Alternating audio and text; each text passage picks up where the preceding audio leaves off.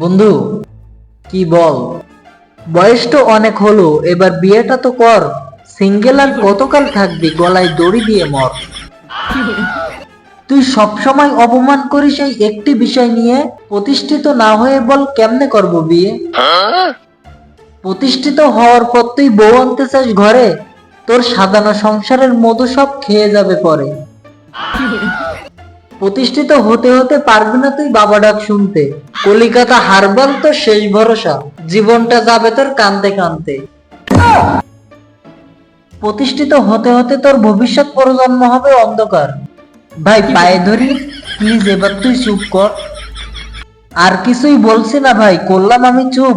তোর কপালে জুটবে না কখনো পৃথিবীর আসল সুখ।